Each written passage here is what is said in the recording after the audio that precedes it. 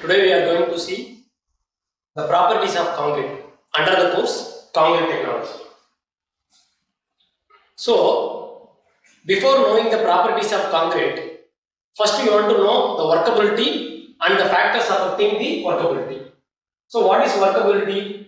It is the property of freshly mixed concrete which determines the ease and homogeneity, which can be mixed, placed, consolidated and finished.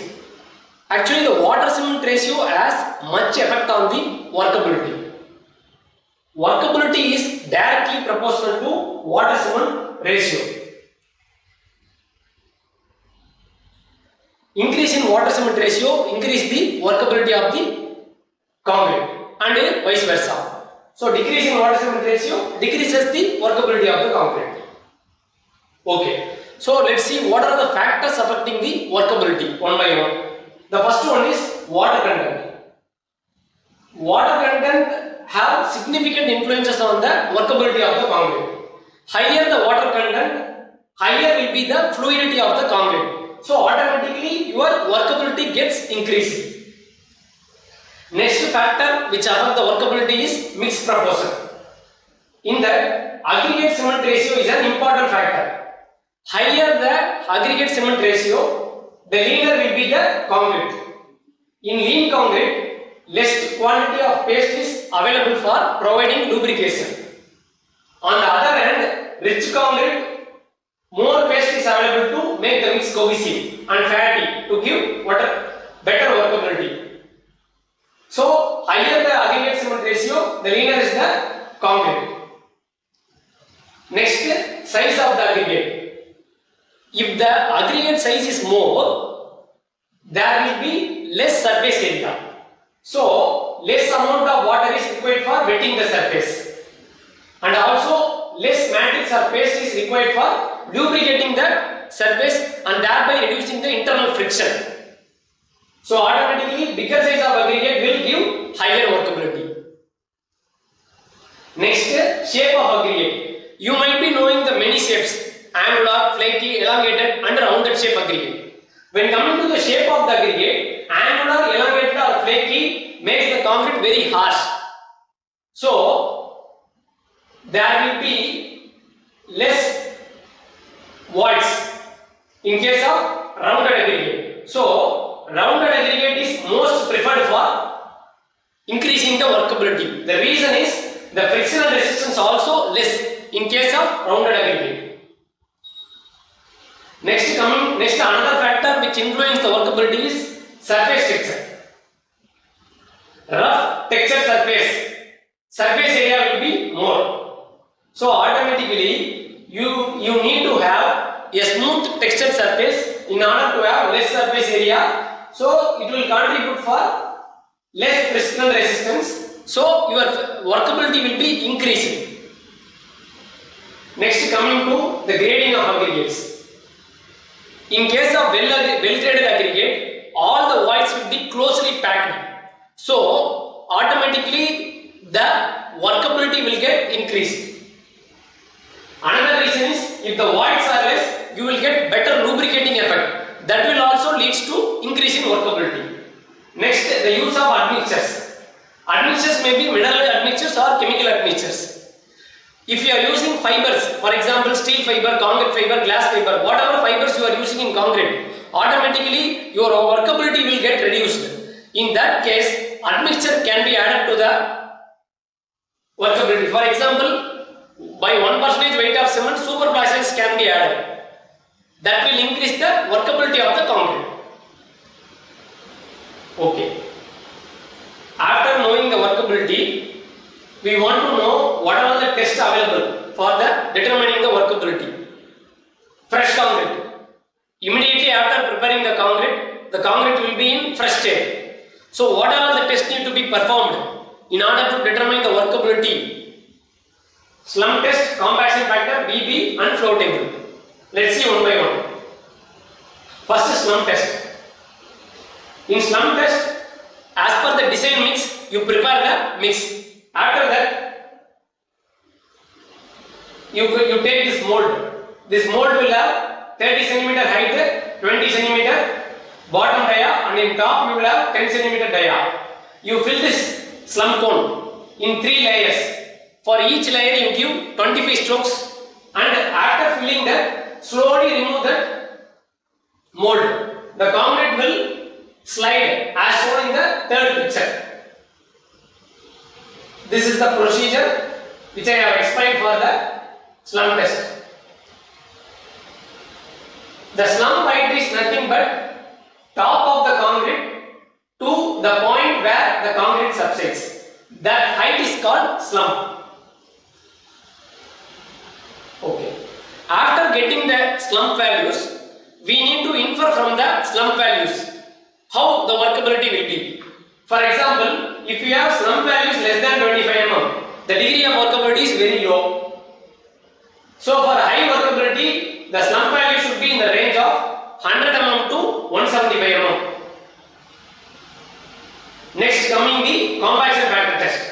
In compaction factor, here you can see the setup of the compaction factor. In the compaction factor, you will have upper, lower and the cylinder.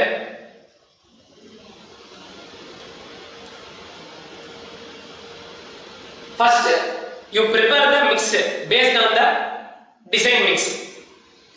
After that, you fill the first hopper. After filling the first hopper, bottom of the hopper, one plate will be provided.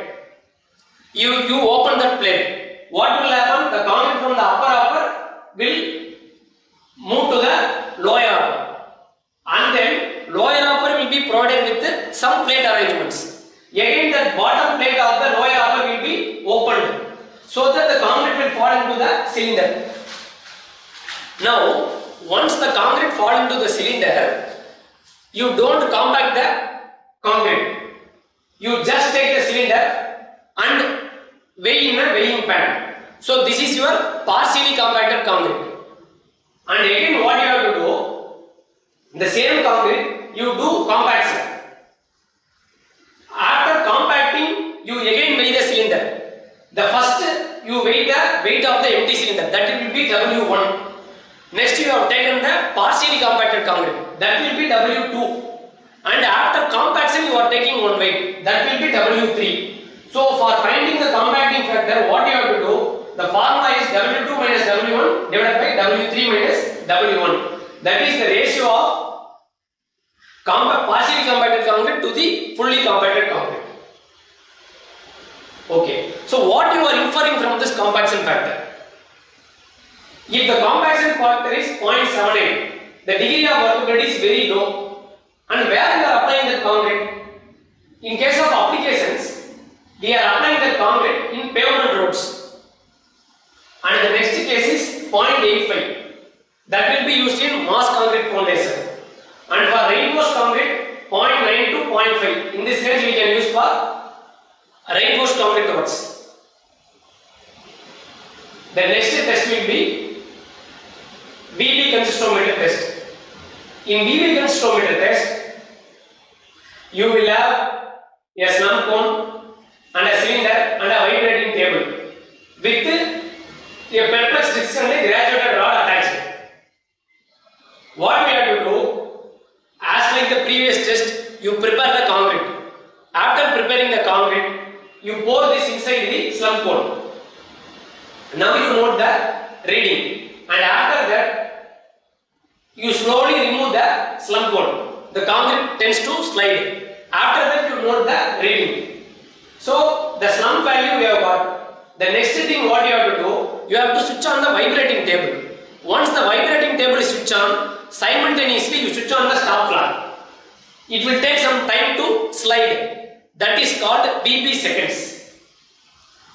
So as far distance is considered, you are calculating two things. One is the slump value using the graduated rod L1 and L2.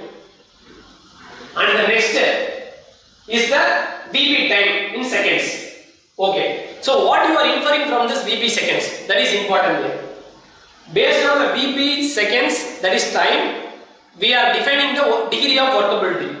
If it is greater than 20 seconds, very low workability. In 0 to 3 seconds, you will have high workability. Then the last test available for workability is flow table. For flow table, you will have some frustum cone. The height of the frustum cone is 200 mm, the diameter 130 mm, the top diameter is 130 mm. For frustum cone, you will have top and bottom diameter will not be uniform. Top 130 mm, bottom 200 mm. What you have to do? You have to fill concrete into the frustum cone in 3 or 4 layers. For each layer, you have to do tamping, and then the flow table need to switch on. It will have some vibrating arrangement. The flow table is raised at the height of 12.5 mm and dropped. The same is repeated for 15 times in 15 seconds. So, what will happen? The concrete will spread like this. What I have given in this picture. Here you will have 2 diameter. Initially, this plate will have 1 diameter. That is the original or base diameter. That will be D1. And after that, the concrete will spread for certain distance. That is called spread diameter D2. From this, I need to calculate flow percentage. How I need to calculate flow percentage? D2 minus D1 divided by D1 into 100. That is spread diameter minus original diameter divided by original diameter into 100 will give you the flow percentage. Here comes the end of workability test. And the second part of the presentation is test on hardened concrete. For hardened concrete, all these 3 tests will determine the mechanical properties of the concrete. Compressive strength, spread tensile strength, flexural strength. For determining the compressive strength, it will depend upon 3 factors. First one, paste strength. Paste strength mainly depend on the binding properties of cement. Higher the binding strength, higher will be the strength of concrete. Next, interfacial bonding. Yes, interfacial bonding is very important because the concrete is component of 4 different materials: cement, fine aggregate, coarse aggregate, and water. So, interfacial bonding, it is very important. Before that, aggregate can be washed for better bonding between paste and aggregate. Next one, aggregate strength. How the bones are important for a human body, the same thing aggregates are important for concrete. Rough and angular aggregate provides better bonding and higher strength. Next comes the compressive strength of concrete. For finding the compressive strength of concrete, you need to use cube mold of size 150 mm by 150 mm by 150 mm. You have to fill this cube mold with concrete. After that, the concrete is cubed for 7 days or 28 days based on the requirements. After curing, the specimen is dried and then tested in compression testing machine as shown in the second figure.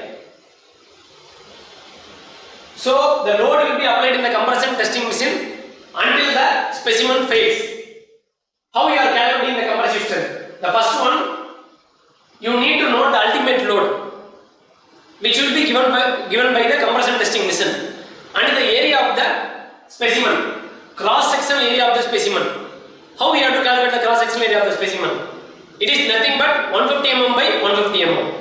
So automatically the final will be Newton per millimeter square or MPa, whatever may be your requirement, accordingly you can calculate. The next test comes split tensile. For split tensile strength, the specimen used is cylinder, 150 mm dia and 300 mm height. For this, the same compression testing machine is used. The only thing, we are not keeping the cylinder in a vertical position.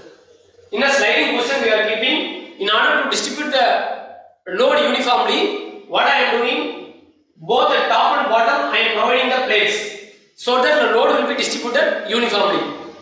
The load is supplied until the specimen fails. That is your ultimate load. After finding the ultimate load, the split tensile strength can be calculated using the formula 2p by pi LD. Pi LD is nothing but the circumferential length into circumferential area. P is the ultimate load, L length of the specimen, D diameter of the specimen. If I multiply by pi, I will get circumferential. The last test is flexural strength of the concrete. For that, the prism, you can see the first image, the prism size is 100 mm by 100 mm by 500 mm.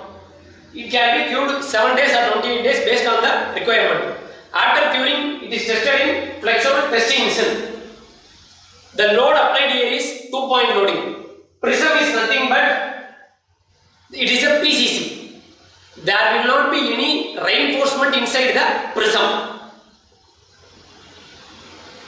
Gradually load is applied until the specimen breaks.